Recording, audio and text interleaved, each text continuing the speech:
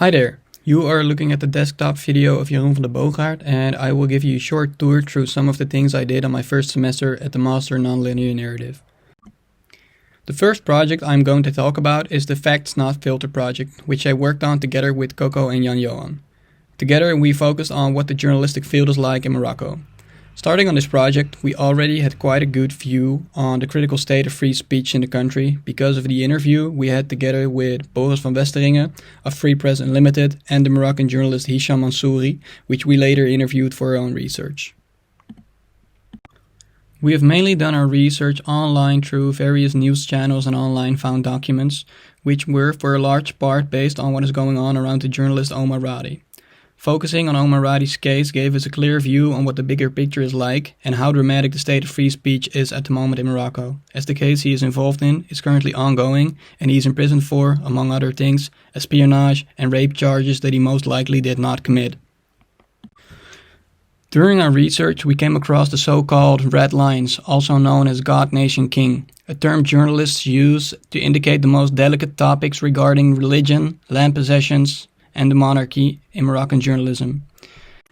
These red lines were used for the workshop together with another important document, namely the press code.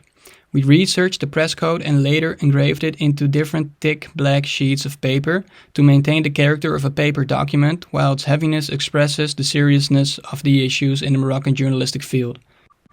Later, we removed all the words related to the red lines with a laser. Every following page additionally includes the cutouts of its previous page, causing the pages of the press code to become more and more heavily damaged the deeper you go into it, translating the hidden violation and systemic damage of free speech in Morocco. In addition to the black sheets, we made a double stand where the pages will be placed in, so the viewer has the chance to go through the document. Together we also worked on an interactive wall text that serves as a guide through the object. When you land on the website, you first enter the introduction page of the project, where a full explanation of the object can be found with background information on the current state of journalistic freedom in Morocco. Next, you can click on the interview button in the main menu. This will take you to a page where you can find the interview we conducted with Hisham Mansouri. Together with him, we went through the press code and spoke about his experience and how the reality of journalism in Morocco does or does not match the protection that the press code should provide journalists. The page is structured as follows. On the left you will find our questions. When you click on a question, it will link you to the audio part of the interview and the corresponding article. On the left side there is an English version of the press code with an indication of which words have been removed from the code, which page you are and what parts relate to specific questions. In this way the website serves as a translation of the originally French press code while you listen to a journalist who has experienced journalism in Morocco firsthand.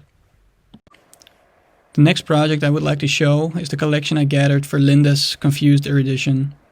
I think this is the assignment that I had the most fun with this past semester and therefore put quite some time into it. The assignment began with A.B. Warburg's historical image collection, of which we were asked to give it a place in the present day. In this project I aim to combine images taken from the internet whom display contemporary youth culture with older historical images. As such, I apply a principle similar to A.B. Warburg, in which I look for visual similarities in different epochs. Concerning the contemporary images, one could view them as the garbage of the internet, being low in quality both aesthetically and in resolution. However, to me they are interesting, as they are raw and pure. They radiate emotions, which are not staged, but real. As such, one could say they are the most authentic representation of the contemporary culture. The project is about the honest urge of people to express themselves in ways that would in the past, and by some perhaps still, deliver a one-way ticket to hell. Hence, with a little help from Linda, I titled the project Flirting with Hell.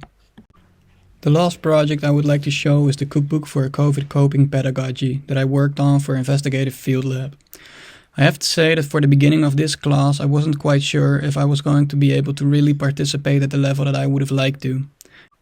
It had been such a long time ago for me to come up with projects that really come from myself, and I quite quickly noticed the struggle with specifically that in this class. But nevertheless I got the opportunity to work on the group project, which I also did with a lot of pleasure.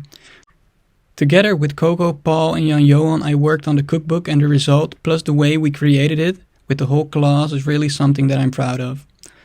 I also have to say that one of the things that I've noticed in the past few months is that I'm really inspired again to create things that come from me, and I'm looking forward to the next semester of Investigative Field Lab.